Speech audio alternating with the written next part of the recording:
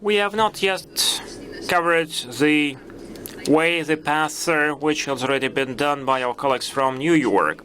How to turn the food and nourishment habits of people for their benefit. I'm glad to introduce to you Jana Frank, president from the Center for Active Design. And previously, she was involved in changing the eating habits of the residents of New York, and when she told me that she did that not only through nourishment, that they decided to improve the lives of the residents, but it was a comprehensive approach. She will also tell us about the technique they used. The project turned out to be a success, and there are many more residents who are taking better care of their health than before.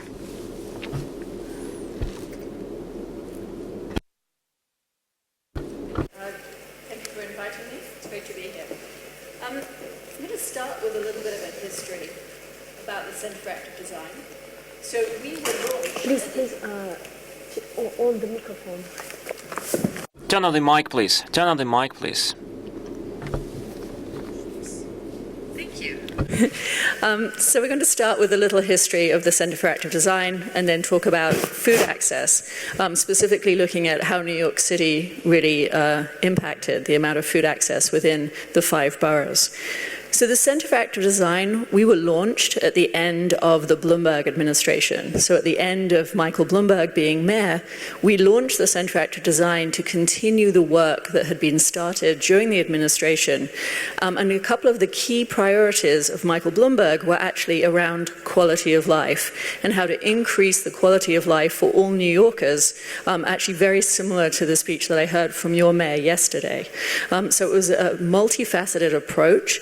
And how do you use the infrastructure, the design, the budget of a city to really address health outcomes for all of the residents and really improve the quality of life? Now, Michael Bloomberg did this because he wanted New York City to be able to compete with other world-class cities for talent, for businesses, etc. And it's been very successful. So this is kind of going back 15 years at this point. So we can now share a lot of what we learned from this experience. So in continuing the work of the Bloomberg administration, the Center for Active Design, the organization that I run, we actually translate data and health research into practical design strategies to be used in building design, in infrastructure design, also operation of buildings and maintenance of buildings. So we sit between public health experts and design and building and development experts. And our team is very multi-sectorial, so we really cover all aspects of health and the built environment. This is actually Bloomberg's headquarters in New York City, and we now run a healthy building rating system, and this building actually received the highest rating system of the system. So it's nice we continue this relationship for 15 years now. So jumping straight into food access and what New York City did to really address the food access for its population, we're going to step back 10 years. So 10 years ago, the administration had all of this wealth of data and research and understood that from the research, 3 million New Yorkers were what they would consider underserved by a grocery store. So there was no grocery store within walking distance of 3 million people within the city itself. And that equated to losing $1 billion of grocery budget from city residents a year. So a lot of New York City residents were actually traveling outside of the city to drive to large grocery stores and buy their groceries rather than spending the money within the city limits. So those were two kind of very key motivators for New York City to address its grocery store, lack of grocery stores. Another key driver in looking at grocery stores specifically was because there were great health disparities, and actually still are, great health disparities between the populations. So you were seeing that from neighborhood to neighborhood, you had a great disparity in life expectancy of almost 25 years between two different neighborhoods in the city. And you see that the burden of disease in some neighborhoods greatly outpaced the burden of disease in more affluent neighborhoods, actually. It was very much correlated with the socioeconomic groups within each neighborhood. So this was a health crisis that we saw also in the city. And there was also, ironically, a lot of analysis that showed that the actual cost of groceries in lower income neighborhoods were actually higher than the cost of groceries in neighborhoods that were more wealthy and had grocery stores. So there was this kind of this issue around cost of groceries and also health outcomes. So these were all the kind of underlying factors that different people within the city were aware of. So what they really looked at for the grocery stores is like, if we have more grocery stores, what would be the outcomes? What is the motivation for a city to really look at investing in grocery stores, which is of course a private enterprise? So why would the city get involved in looking at private enterprise? So there was certainly the improved quality of life, big priority for the administration at the time. There was also a lot of evidence to show that a grocery store is an anchor tenant and actually has a positive impact on the property values around the grocery store. So there's an economic argument to be made for investing in grocery stores. Another economic argument is that grocery stores are a large employer. It's also a large employer of underskilled workers as well. So you can really create a lot of jobs for people who may be at the kind of lower income level. So that was also very important. So these were all really important. Also increasing foot traffic. So if you have a grocery store, people are more likely to walk to the grocery store if it's within their neighborhood. So one of the other priorities of the administration was increasing physical activity, and if people can walk to a grocery store, that is something that's actually going to motivate them to do so. So these were all kind of the motivations of the city, why we should care about having a grocery store. Oops, let me go back one. And then we were just discussing this, like, what is it that we needed to look at to understand where the grocery stores should be located, what mechanisms needed to be used in order to really look at incentivizing grocery stores within the city, and then what were the measures of outcomes of success as well. So these are all the measurements that went into the key performance indicators that the city set up to really, first of all, measure and look at what were the kind of factors that we wanted to impact, and then also obviously after the fact, were we actually having a positive impact on these measures. And so you can see that there are a mixture of health measures, so certainly consumption of fruit and vegetables, which is a very key indicator as far as overall health is concerned. So could we actually increase the amount of fruit and vegetables people were eating? Also looking at rates of diabetes and obesity as well. So obviously a key indicator as far as health outcomes, but also a really key economic issue as well. Other issues we're looking at, could a neighborhood support a grocery store? Could we make an economic argument to the grocery store industry that there was enough money in that neighborhood to actually support a grocery store? So very important, was there the capacity within a neighborhood to actually support a full-size grocery store? Could we prove it? Could we demonstrate it to the grocery store industry?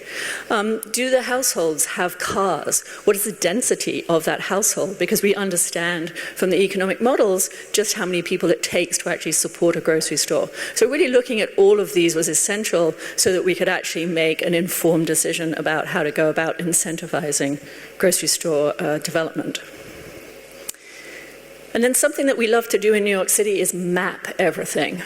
So I think those of you who know Michael Bloomberg's reputation will know that he's very data-driven. So everything we do is backed by data, and mapping, of course, is a great way to visualize a lot of that data.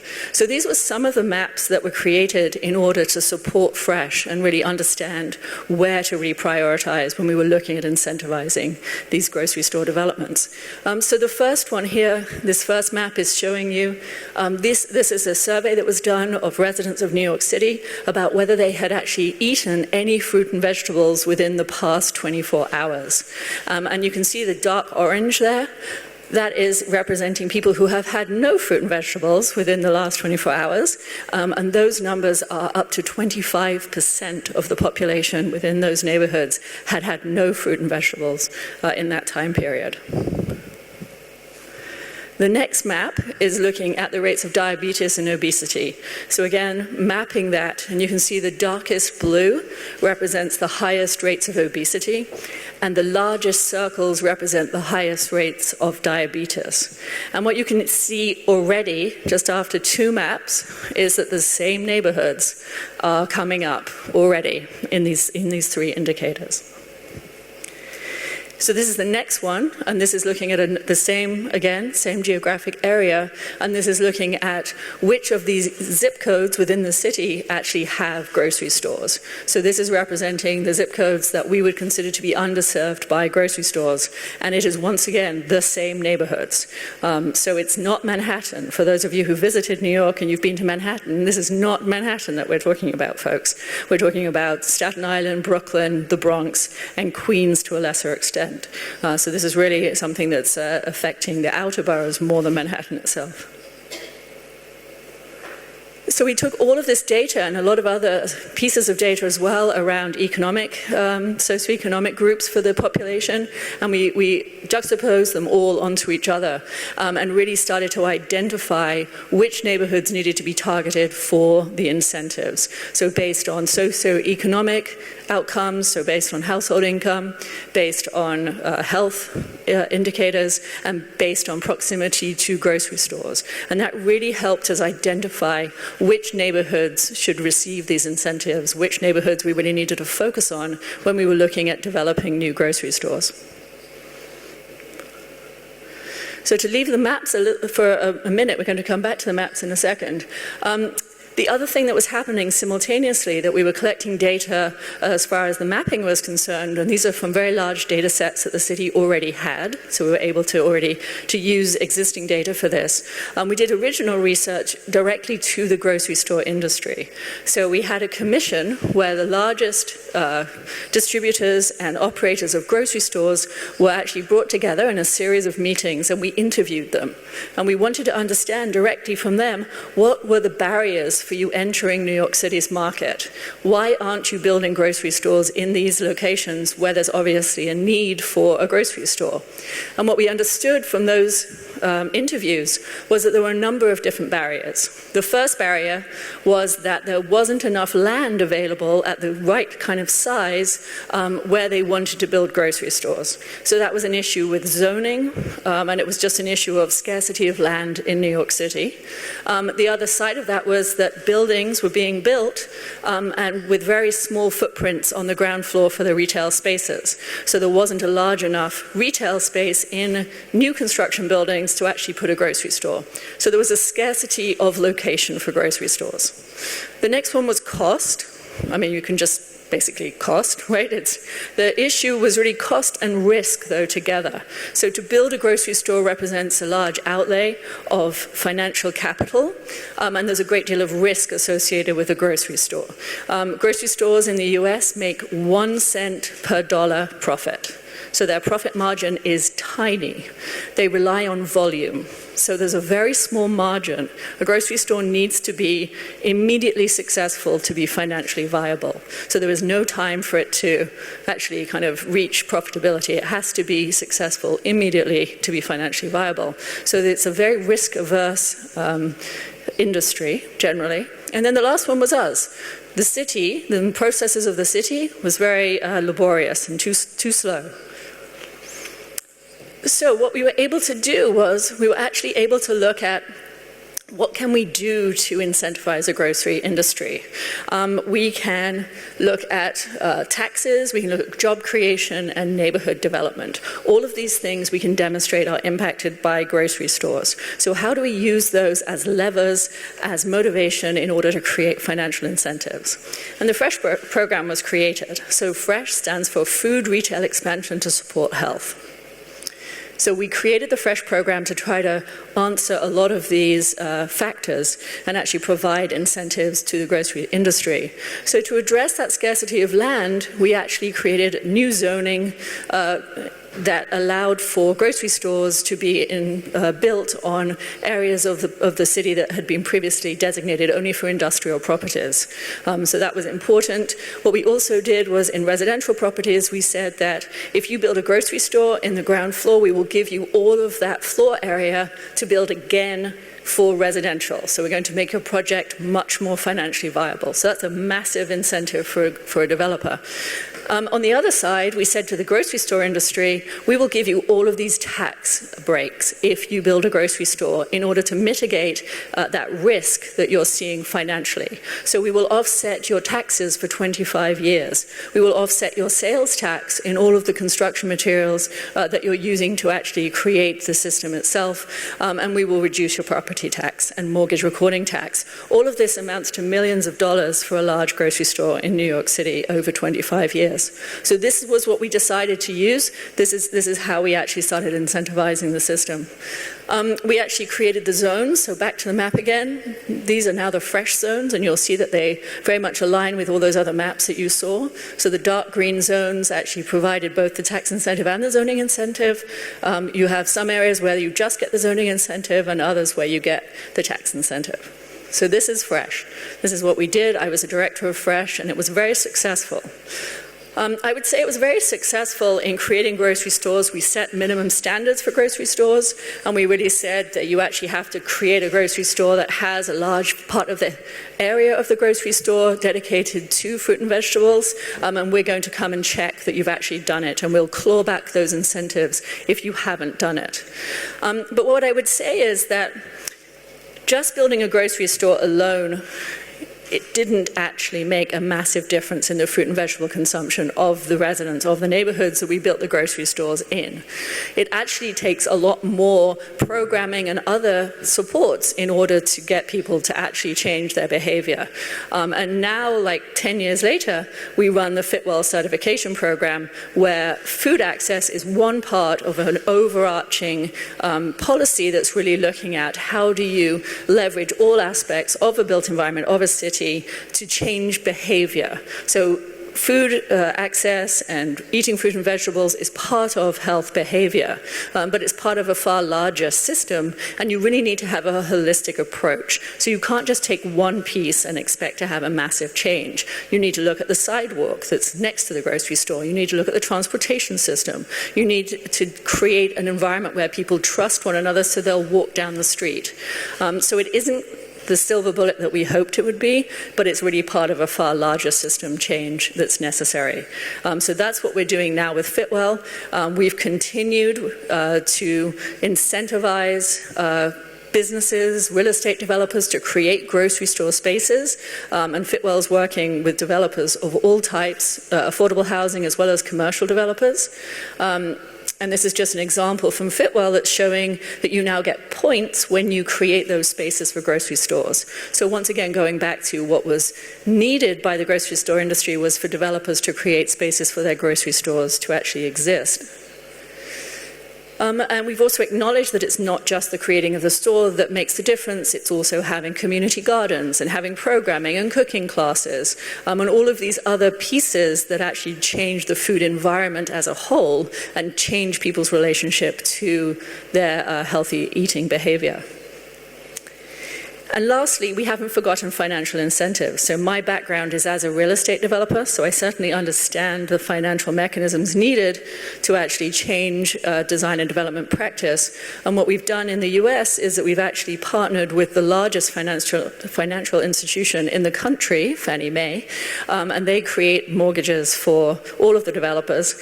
And Fannie has created a financial incentive which gives developers a 15 basis point reduction off their loan if they design a project that complies with the Fitwel certification standard, including creating spaces for grocery stores. So it really does take a holistic approach.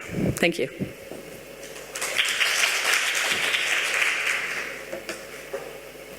Джана, спасибо вам большое. Joanna, thank you very much. In Moscow, we solved this issue with these shops. So in Moscow, we solved this issue with shops which are very close to people.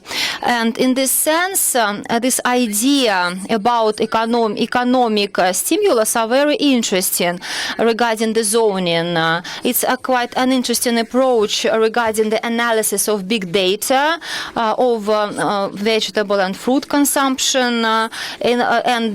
Here, so the fifth place of reasons which lead to mortality, to increase of mortality rate, this is lack of vegetables and fruit. How do you stimulate people? How do you motivate people to consume more fruit and vegetables? For example, people have some grocery stores, but still they choose less healthy food. How can you help people to choose something healthy like fruit and vegetables? First of all, you have to understand what the barriers are. Like, why are people making those choices in the first place? So I would say that there's certainly a cost issue. So we certainly saw that people on lower incomes were tending to buy non-perishable groceries, so groceries that would last a lot longer, because there was a concern about spoiling and they didn't have the money in order for groceries to spoil. There was certainly kind of an understanding of how to cook with vegetables. That certainly in the US, it's a generational issue where there's been kind of a lack of understanding, lack of knowledge now about how to actually cook. So cooking classes are very important in providing recipe cards and all kinds of kind of inspiration of what to do with that head of lettuce or that kale. So what we found is that people just didn't even know what to do with it. Like, their only exposure to a piece of lettuce was next to a burger. So there was a great deal of education that needed to be done also. So that was important to give people the ideas of how to use fruit and vegetables. So we actually thought it was a cost issue primarily, but when we tried to give away fruit and vegetables, we discovered people didn't want them. So we really had to look then at, what are the barriers? What are the emotional barriers? Food is very emotional. People have a very strong emotional attachment to what they eat. So you really have to engage with people and really understand and work with them to actually kind of retrain habits. It's not easy. You mentioned about the program So Fit Well. Also, New York Fresh program is a part of the program Fit Well, and it concerned several aspects of healthy lifestyle. Which was just one example of one city looking at its retail, its food retail environment, and really looking at what can they do as a city. So what can New York City do to actually change the economic landscape and encourage grocery stores to actually build new stores within New York City? Because access is a major issue. If you don't have access to a grocery store, there's no way to change behavior. So it's essential that you start by actually having access. And if the grocery store isn't within walking distance of somewhere where somebody lives, they're not going to use it. So it is an essential piece. So Fresh was really looking at what can New York City do to change the economic landscape and actually encourage grocery store industry to come and invest in New York City. And it was very successful at getting new money into the city and new grocery stores built. So that part was very successful. Where Fitwell comes in is Fitwell is really looking at the whole country, and actually we're in 35 countries, so not just the country, but it's really much more looking at the real estate developers. So how can you engage with the real estate developers, the private developers, and how do you engage with them to create spaces for grocery stores and for community gardens? Like, how do you incentivize the real estate developers to be part of the solution? So you need both the city creating that solution, and you need the private real estate developers and investors also part of the solution. So they actually go hand in hand. Also, you mentioned the special system of zoning. What was it? So what we found was that where grocery store owners wanted to locate their grocery stores, which is typically on the edge of a large residential neighborhood. So, they want to be in very close proximity to a lot of people, but the areas that were large enough for them to build a large grocery store tended to be reserved only for manufacturing, only for industrial uses.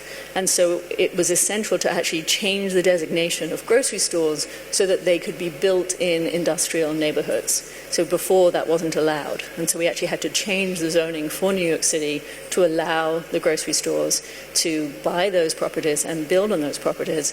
And the other part of that is that the industrial land is a lot less valuable than residentially zoned property.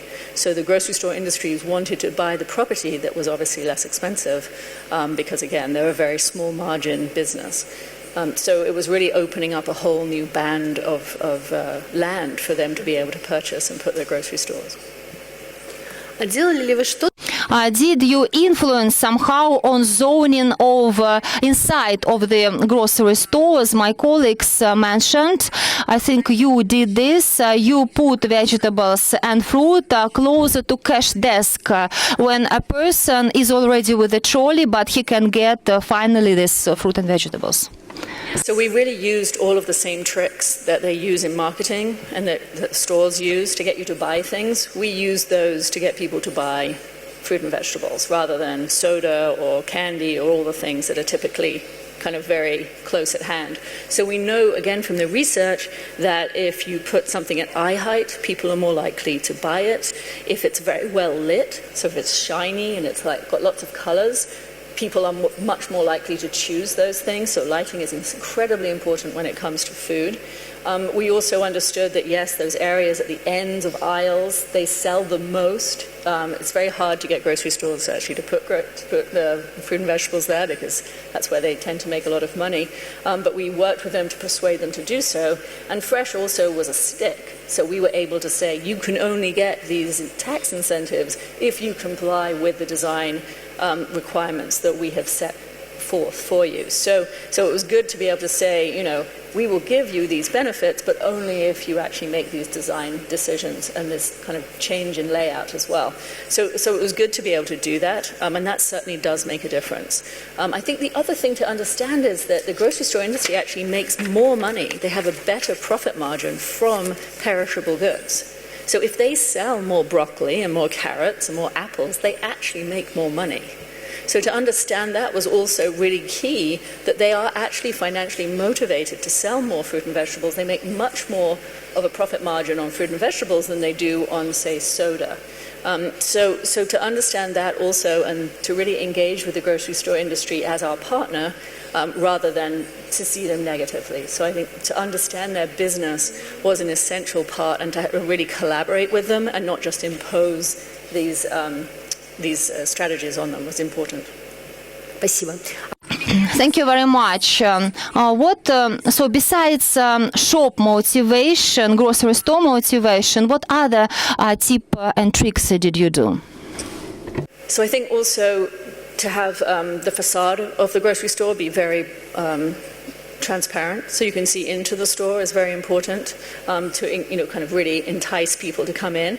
And then I also ran a program called Active Design, which was the other side of the Bloomberg administration as far as the quality of life piece, which was getting people to be more physically active.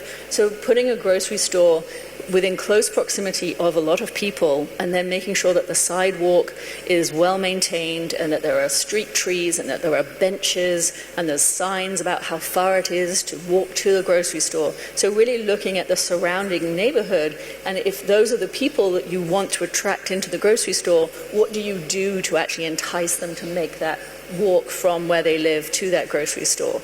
And we know a lot about what actually entices people to walk down the street. It's about the scale of the street, it's about the shade, the vegetation, the aesthetic quality, visual interest as you walk along a sidewalk is very important. We get bored really quickly as human beings. Scale of the street itself is very important for people to feel like it's a human scale street. So really looking at the whole neighborhood to see how do you make the grocery store a focal point?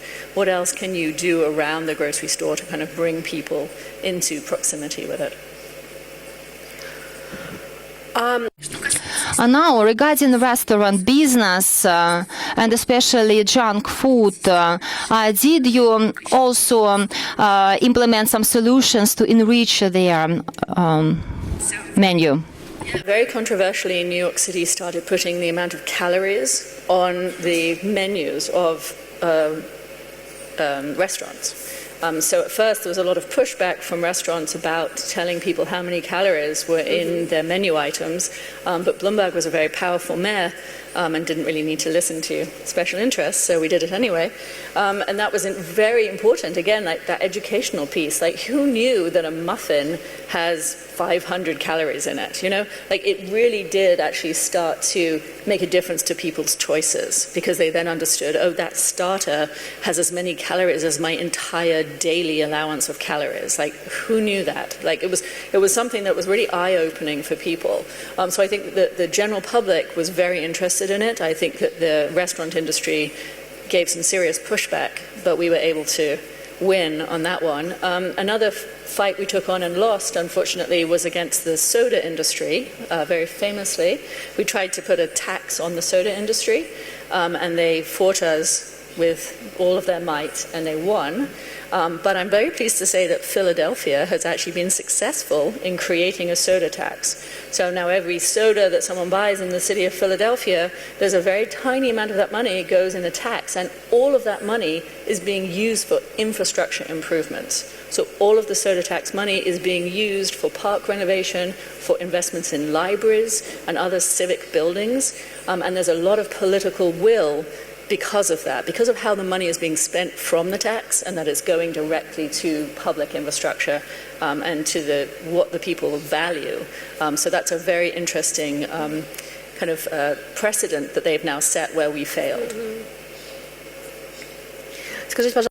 Okay, can you tell me, how did you stimulate restaurant business and how did you make this that you could write a number of calories opposite every dish? How did you do this? With policy. I mean, we imposed it upon them. It was not a voluntary effort. So it was only imposed on restaurants that had more than a certain number of outlets. So it was for chain restaurants. So it was felt to be too much of a burden for small restaurants, you know, one-off or just a few restaurants in a business. But for the big restaurants, McDonald's, which I see is here, all of the big chain restaurants, you know, they have the capacity to do that. So it was felt like it was an acceptable imposition on them. So it was imposed upon them. А что вы делаете в отношении... What do you do about sugar? How to reduce the consumption of sugar? We know that this is a very big problem which results in obesity and diabetes. So apart from lower calories, were any norms which you published on the menu, on the labeling?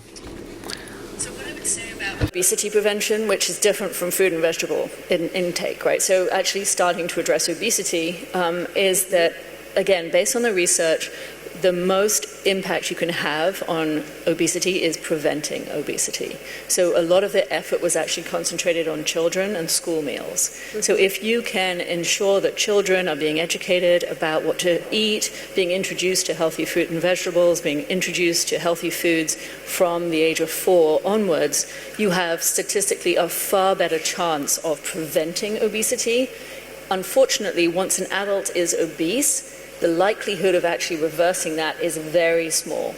So it's a much harder task to address obesity once someone is obese. So you really need to look at preventing obesity and starting with childhood, because then you can actually formulate the habits. If someone has been used to drinking soda since infancy, their taste is for that level of sweetness. And so everything else they try doesn't taste sweet enough.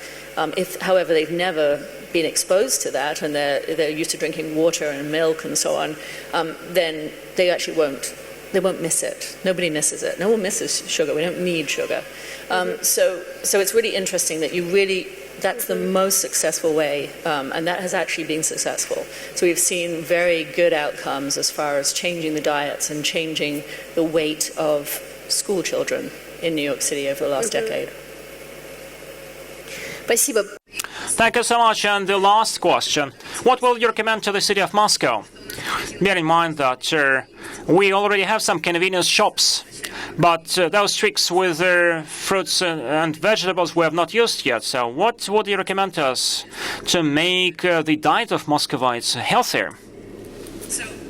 I'm very much a data-driven person, so I would say that you start by really understanding the issue. So again, I think that the mapping was really essential. It wasn't just essential in understanding where we should be prioritizing our effort, it was also essential politically as we got criticism for what we were doing. So we were giving away tax dollars. In order to do that, you need to demonstrate that those tax dollars are best used for this rather than the salary of a teacher or the salary of a fireman. So it's essential that we had all of that basis of information and data so that when we were criticized, we actually were able to show the data, show the numbers as to the kind of impact this was going to have. So I would start by understanding the problem, mapping it, understanding it, quantifying it. The other piece I think is essential is engaging with the community and engaging with the food providing community as well. So really understanding what are the big issues that individuals are facing as far as, why aren't they buying more fruits and vegetables? Because you can't address something unless you understand it. And likewise, the food retailers, what are their priorities? What are their motivations? Why are they making the choices that they're making? So I think that, first of all, to understand the problem, because then you can design your own program. So for New York City, it was about money. It's probably about money here too. And it was about the land use. Now, maybe it isn't about land use here. Maybe it's about something else. So it was really important that the solution was designed to actually directly address the challenges, as opposed to having a solution predetermined going in. So very important that the process was to understand the problem and then develop the response to the problem. The tax incentives that we used, we didn't actually create from the beginning. We actually looked at what existing mechanisms are within the city as far as giving out tax dollars, and we actually used an industrial incentive program, and we just expanded the definition of industrial to include grocery stores. So we didn't try to reinvent the wheel. We really looked at what are the existing mechanisms, what are the existing processes that the city already has in place, and how do we expand them to include grocery stores. Because in order to reinvent the wheel, it takes too much time, too much political capital. It's also not necessary. So very important to kind of like, how do you co-opt, how do you use what already exists and expand it rather than trying to start something new. Спасибо. Thank you so much, Joanna. I think it was very interesting. And I hope that several years after you will come again and we'll have something to boast